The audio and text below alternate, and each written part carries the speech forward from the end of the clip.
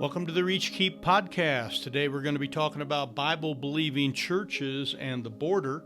You know, they say that every state is a border state. Well, now, really, every church is a border church. Our local churches need to know how to deal with this immigration situation. So we're brought in our good friend, Dr. Phil Mitchell, and he's going to be involved in an interview here where we're going to talk and give you some solutions for your local church. You know, undocumented aliens and the border issues are coming to your church, and when these folks come, and if they do come, you're going to be faced with some difficult questions, and we want to try to sort of preempt that and give you a few things that might be helpful. As always, if you have some comments here or some better suggestions than the way we've thinking this through, please leave those in the comments section below.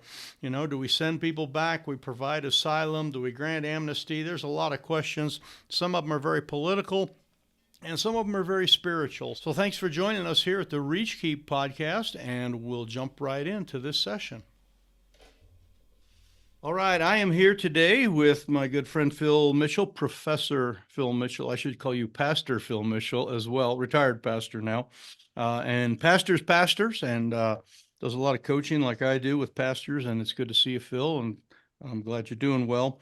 We want to dive into a topic that I think is very pertinent for the local church, and while it has a lot of political elements to it, I think that the local church needs to address some of the issues. I find it always interesting, Phil, that lots of times we have they tell the churches to stay out of politics, and it's like, wait a minute, politics came into our lane, with the right to life and some of those things. It's like, no, we've been doing right to life for years, and this whole idea of what is the Bible believer to do with the border, okay, and not necessarily the physical border, but the whole immigration, illegal immigration issue, and some of that. And I wanted, as a historian and guy that's taught history for 100 years at the college, collegiate level, and some of that, I know you probably would have some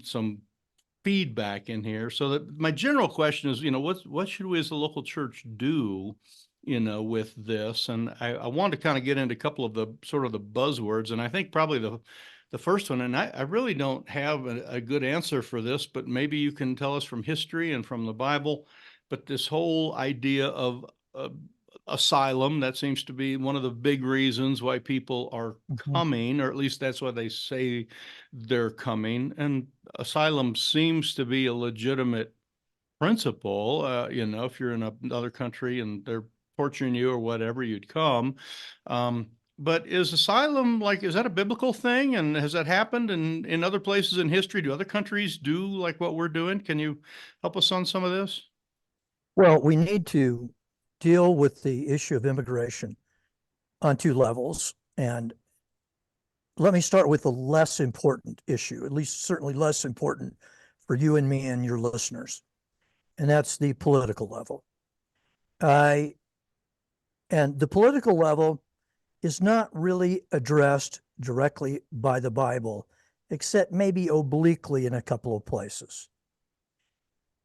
In Romans 13, the Apostle Paul gives probably the most important political verse in the New Testament, and that is, governments have the right to establish laws and enforce them. That Romans 13, God calls the magistrate, the policeman, the soldier, his servant. The exact word is diakonoi. So in other words, a policeman is a deacon. Next time you get pulled over, you can greet him as a deacon, because that's what Paul calls him in Romans 13. I'll try that. And they are ordained by God. And it's the most important verse in the Bible, I think, that counters what we would call pacifism. The Apostle Paul says that this magistrate, this policeman, does not bear the sword for nothing. He uses violence to punish evildoers. And every government in the world has laws that they enforce. Now, we would disagree on how good some of the laws are, but if you have anarchy, that's the worst state of all. And there are a number of states in the world right now that are called failed states. They're basically anarchies. They really have no government. Venezuela is close to that. This morning, Haiti is that. And you've had a number of other countries that Somalia is like that. They go back and forth between sort of not even having a government. So God ordains governments to pass laws and enforce them.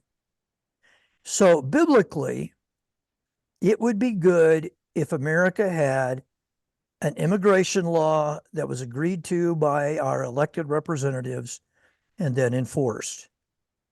Now, we do not have that because both parties have been astonishing in their stupidity on this issue.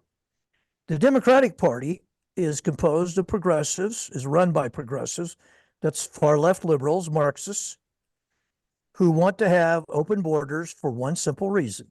They think the Hispanics will come, or excuse me, the illegal aliens, or excuse me, the undocumented aliens will come into the United States and vote for them. Now, I think that's a serious miscalculation on their part.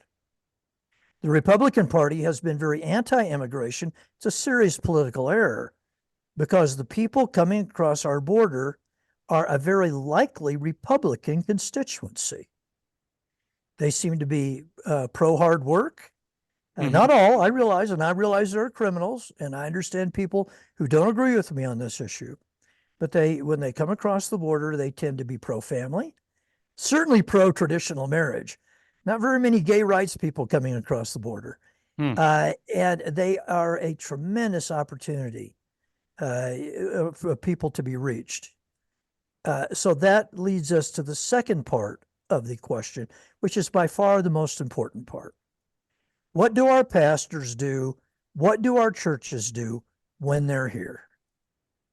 Yeah, When I you think that's talk, I was going to say, I think that's a really good question, and it affects a lot of churches different because, like where we're at here in central Wyoming, we don't have, we're a long ways from a border, either any border, any direction, so we don't have that.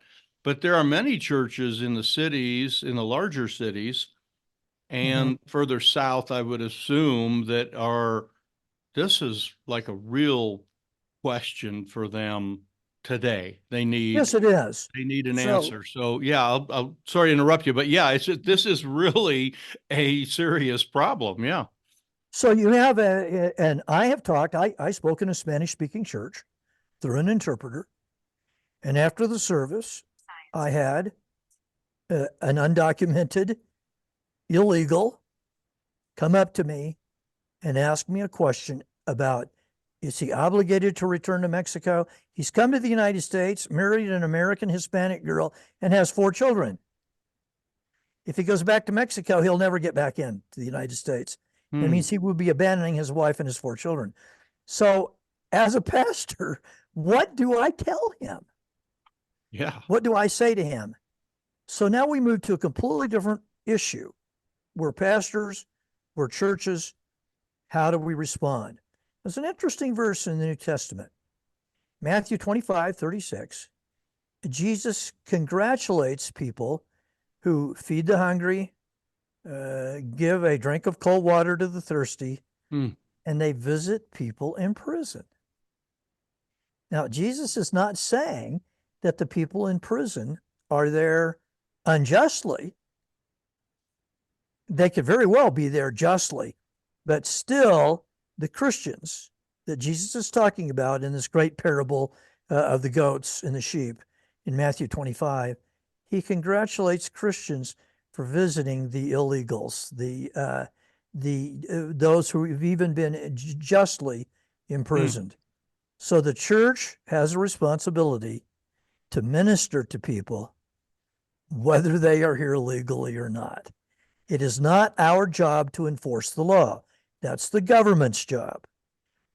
Our job is to minister to the people who show up at our front door, or even people that we go after and minister to. So the illegal immigrants are, yes, they create enormous social problems for our government, but they create an enormous opportunity for the church. Yeah, and that's a really good point that, yeah, I visit those in prison because someone in prison technically is an illegal, they've done something illegal. And so Yes. that's why they're in prison, presumably. So this idea of asylum where people are coming, you know, uh, and we've talked about people coming across our border, and of course, then they would be illegal and some of that. But if someone comes for asylum, that they're not necessarily, especially if they do it at the border gate or whatever, the port of entry. I mean, this is a legal process.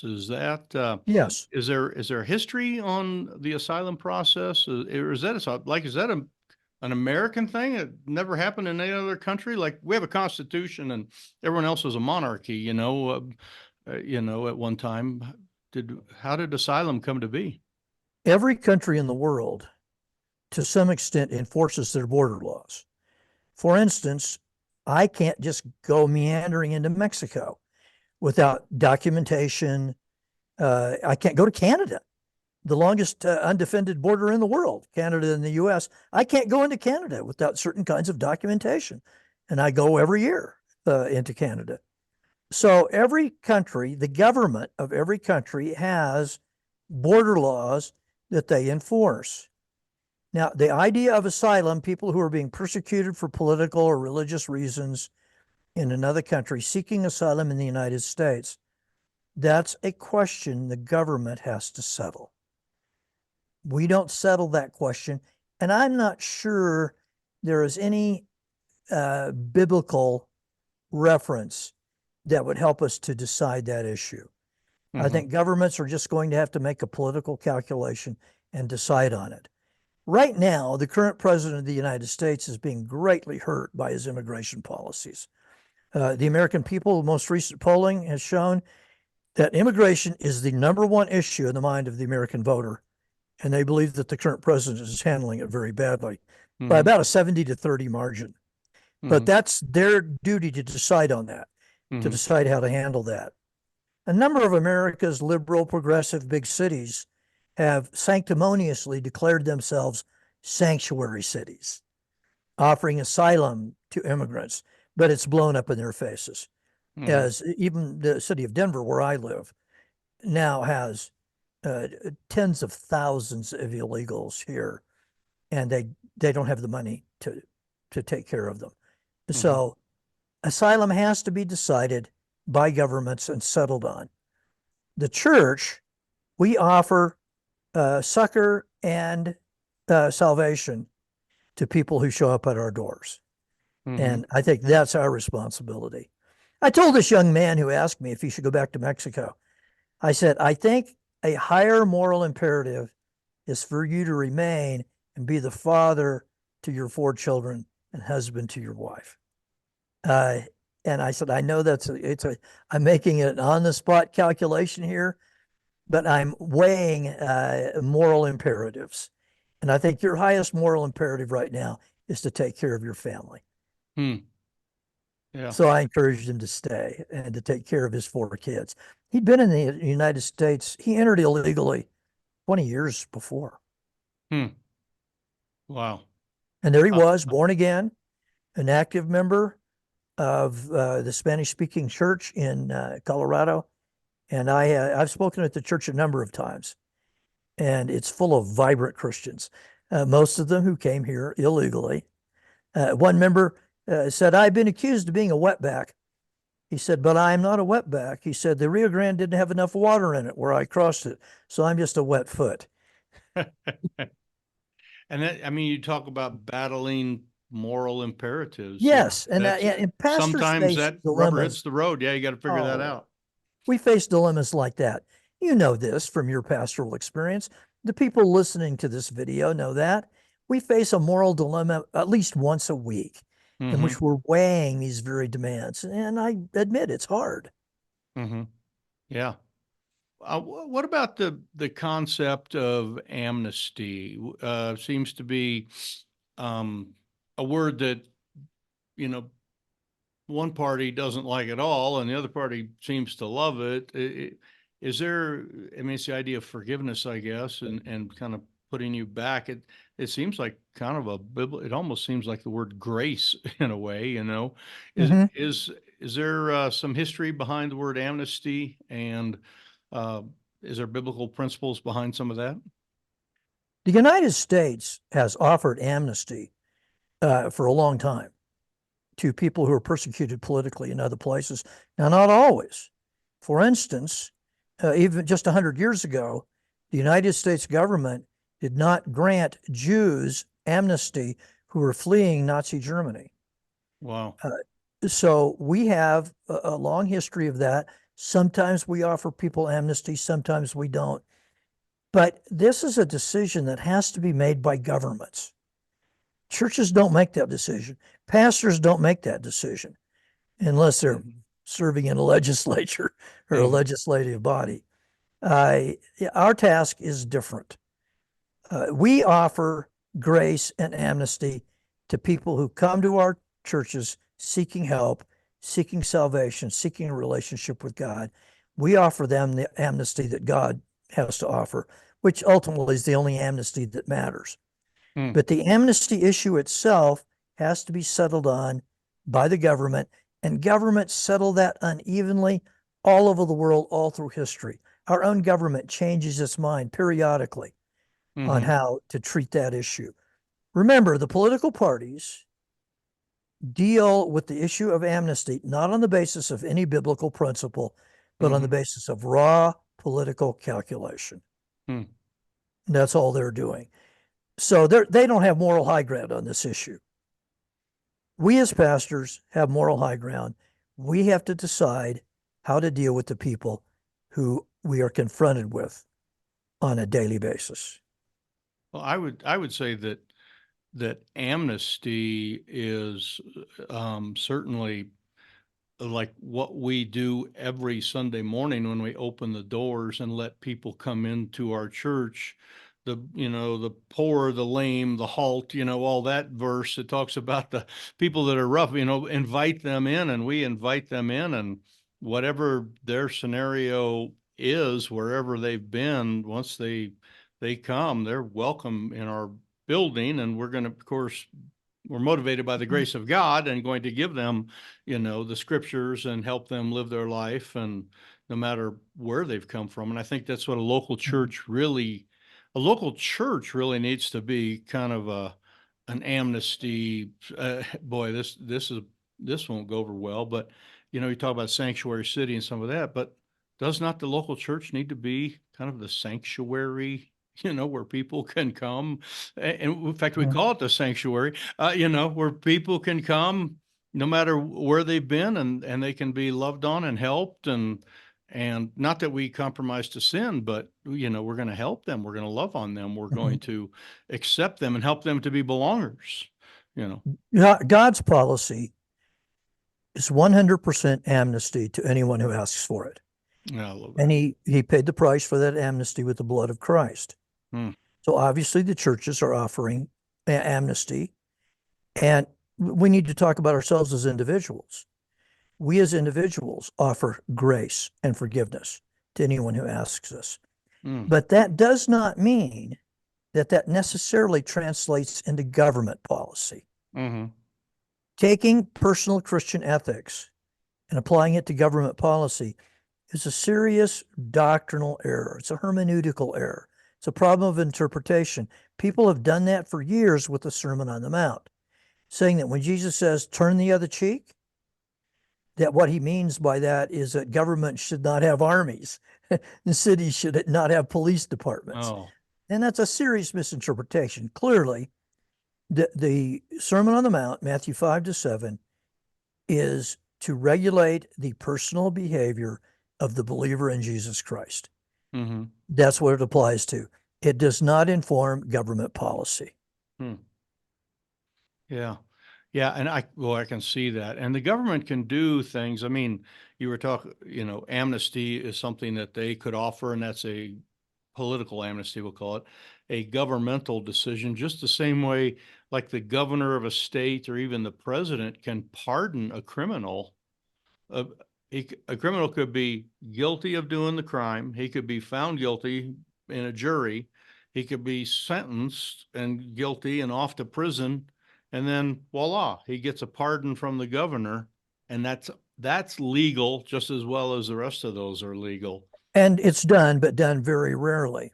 Mm-hmm. Generally speaking, let's say the people of Wyoming do not want their law enforcement officials extending amnesty to criminals. You do not want the criminals in Wyoming to be extended grace and forgiveness by law enforcement officials. You want law enforcement officials to use violence, to wield the sword against lawbreakers in order to protect the functioning of society. Mm-hmm. So the political side of the question is very different from the spiritual, ecclesial, church side of the question. How we function in our churches, we are not governments. We're not the civil government. We are embassies of the kingdom of God on earth, and we represent him and his purposes. Mm-hmm. So, and you've kind of touched on this a little bit, but how should local churches treat the immigrants, I'll call it, whether legal or illegal? And I put it this way: at our church, we've had many people come and visit, and they don't come with a name tag that says illegal, A citizenship card. Yeah, they don't like, they don't do that. So you don't really know, but how should we be treating, that? What should be our attitude towards the people that walk in the door with the immigration issue, out front? Keep doing what you're already doing. That is extending love and graciousness and kindness and preaching the gospel to everyone who walks in, Mm-hmm. to everyone who's there, whether they're an illegal or not. Mm-hmm. Immigration has been a great source of growth for the Bible-believing evangelical church in American history. And 125, 30 years ago, evangelical churches were strongly opposed to Irish immigration, even though it was legal. They were opposed to Irish immigration because the Irish were Catholics, and you're bringing all those papists into America and they'll ruin the country. Well, they didn't. And quite a few people who are listening to this video are of Irish extraction, including myself. Quite a few of us are the descendants of Irish immigrants. And we're so thankful that those immigrants were able to hear the gospel, embrace it, and become followers of Jesus Christ. We extend the same thing to immigrants from other places. Whenever I go through a drive-up and I see that the person waiting on me is named Muhammad, the first thing I think of is, I'm glad that Muhammad is in a place where if he decides to follow Jesus Christ, he won't be killed. Wow. That's interesting thought there. Yeah, I like that. Yeah, you always have interesting approach towards different people. So, so many times with the government, like say, kind of works its way into the church thing. We have pastors that are, taking a stand for things, and we take a stand, on the whole LGBT thing. We have a stand on that, and we have a stand on pro-life and, capital punishment and, some of those type of issues. Is there a place for pastors to take a stand on the border, or is that just something that should be left to the political side since it's such a hot potato? And what's your thoughts on that? We take stands on sexual ethics because they are spelled out so clearly in the Bible. In passage after passage after passage, biblical sexual morality is spelled out. The nature of the family, we begin with that in Genesis, where God ordains the family. One man, one woman, and the man is to form a separate and unique family, separate from his extended family, and he is to raise his children in that context. That is clearly taught in the Bible. So it's a biblical issue. And the issue of homosexuality clearly a biblical issue spelled out in Scripture. The political question of immigration and national borders, you don't even have nation states in Bible times. And so the Bible does not address that issue directly, in my view. Now, if a pastor wants to preach on the issue of immigration, I'm not going to say that he is violating his mandate from God. But I would, the pastors who are under my care, if one of them decided to preach on that, I would question whether or not it was wise for him to use his pulpit time on that issue. Yeah, that to me, I think the marriage, the gay issue, pro-life, all those are very clearly defined social ethics from the Bible, but the border, there's not a lot of verses about crossing borders and amnesty and asylum and some of that. So it might be just left well alone, I guess, and focus on loving the people that are there. That would be, is that a decent summary there? Yes, and that gives us plenty to do. Mm-hmm.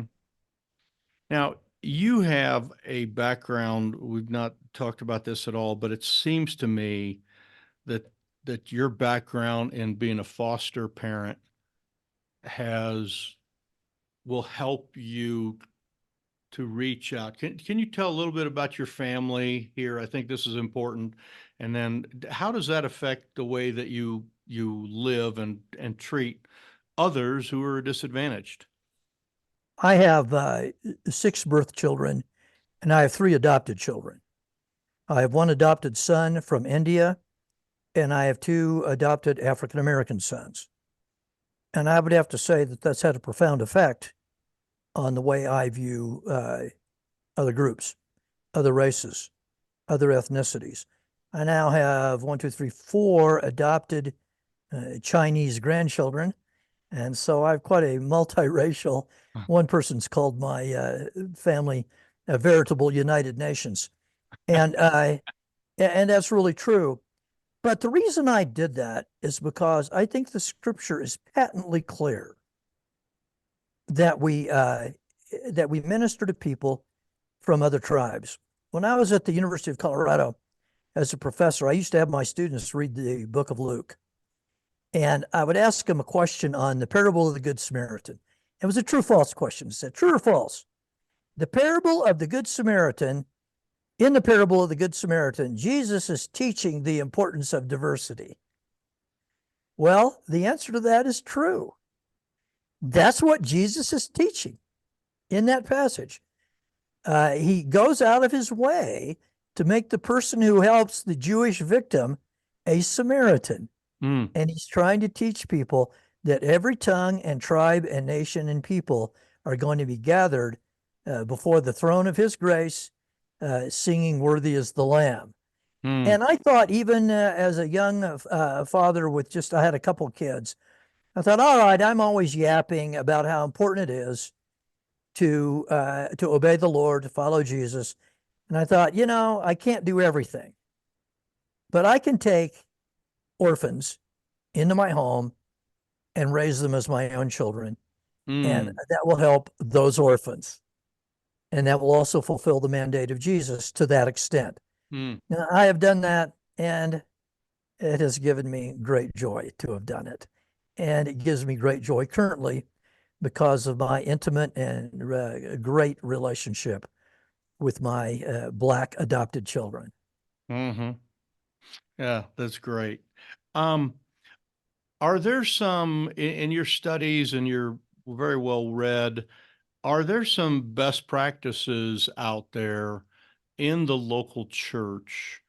And you might have to theorize on this because I know you don't necessarily know every church is being successful, but are there some things out there that seem to be working in regards to us welcoming people who are not like us, the immigrants, whether legal or illegal, or just really any other person that doesn't kind of fit the societal norms? Are there some best practices that you know of?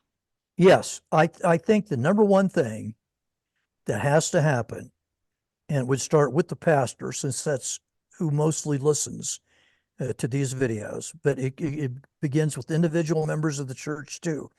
You have to have a transformation in your own heart where you welcome everyone in your Mm, heart. You can't have a closed closet in your heart that's closed to certain groups of people. And I talked to a pastor not that long ago who is thoroughly Orthodox, a Bible believing, gospel preaching pastor who had the Lord do work like that in his heart. And so one day he was sitting in his office and the secretary came in and said, "There is someone here to see you that says they want to talk to a pastor." They'd walked in off the street.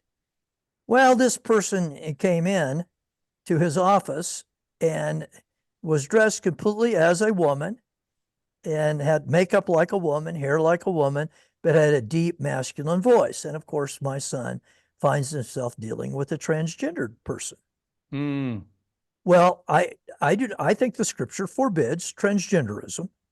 I don't think we have to debate that here. We have no problem with that, just as same as it forbids homosexuality. However, the gospel is open to everyone. And he had the privilege of leading this man slash woman, whatever you want to call him, her. He had the privilege of leading that person to Christ. And that person has become one of the most aggressive evangelists in his church. mm. She has covered their car with little written message that is the gospel and drives around town proclaiming that Jesus Christ is the Savior and that you can come to Christ. Now, how does he deal with his, her transgendered status? I don't know the answer to that. Mm-hmm. I wish I could help him. But the first need of that person was not to deal with their gender issue. Mm-hmm. The first need of that person was to deal with their Jesus Christ issue. Hmm. And so the first thing that has to happen in a local church, to the people listening to me, is you have to have a heart like Jesus had in Luke 15, where he invites he invites the Samaritans. Remember how the Jews hated the Samaritans, Hmm. where he invites them into his kingdom. That was just, it requires, and the disciples couldn't handle it at the time, but it Mm, requires a radical change of our own hearts. And then eventually that'll permeate the congregation. And you will lose people over it. mm-hmm. There will be people who cannot handle an open door policy. Never, and I heard you mention this a little bit earlier, Mike, we do not condone sin. We can hate sin and love sinners. We can do that. And as C.S. Lewis pointed out, we already do that with one very important person, ourselves. Yeah, that's We good. can love ourselves and hate our sin, and we do. Mm-hmm. Yeah, good point. Yeah, we have when we've addressed the LGBTQ thing, um, we have a little saying that we kind of summarized it all, and we did several messages on it and the biblical background and all sorts of different things. But we're going to help people, we're going to love on them, and we're going to take a stand and lend a hand. And Amen. that's sort of, if you want to put it in a sentence, it's not even a sentence. Take a stand, lend a hand. That's kind of our policy, and we're going to do what we can. And to help people and to reach out is what we are commanded to do. And we're not as much commanded to understand or to have all this amnesty, asylum stuff figured out. So. We don't have to settle those questions. Mm-hmm. Yeah. So in summary, I guess what's the local church to do with the border scenario, immigration? Can you summarize it in kind of a sentence or two? You got a thought there? Yes, let the politicians settle the legal issues. We will minister to the people. Hmm. That's good. Yeah. Let the people who are in charge of that take care of that, and we can do what we can do at the local level. And that's really the fabric of the American thing anyway, is that we have at this level, at my little town level here, I can minister and love on people and help them and do what I need to do, but I can't, I mean, I have opinions about all the politics stuff, but I don't have any actual control there other than, one vote, coming up here in a Mhm. few months or whenever it is. So, well, this has been very helpful, Phil. I appreciate it. And as always, thank you. We'll get you back here and do some more discussion, but love talking to historians and some of that. So, if you could do me a favor, tell people how they can get in touch with you and watch some of your regular podcasts that you do and your YouTube channel. Gladly. My YouTube channel is called The 401st Prophet. And if you Google The 401st Prophet, and I stole the title from 1 Kings 22, if you Google The 401st Prophet, Google right now ranks me number one. It How will about take that? it'll take you right to my channel.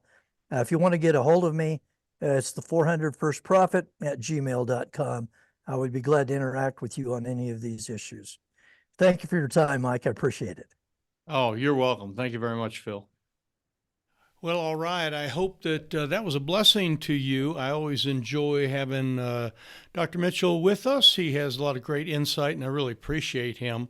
If you have any comments, or again, if you have some ideas on this, please leave this in the comment section below. We definitely, this is something that is up for grabs in many areas as far as the discussion and actual techniques of what we are supposed to do and how we're supposed to handle this. And it will change over the next many years. This is going to be a dramatically changing issue and be dramatically large in our churches, as really every church becomes a border church. So please take time to do that.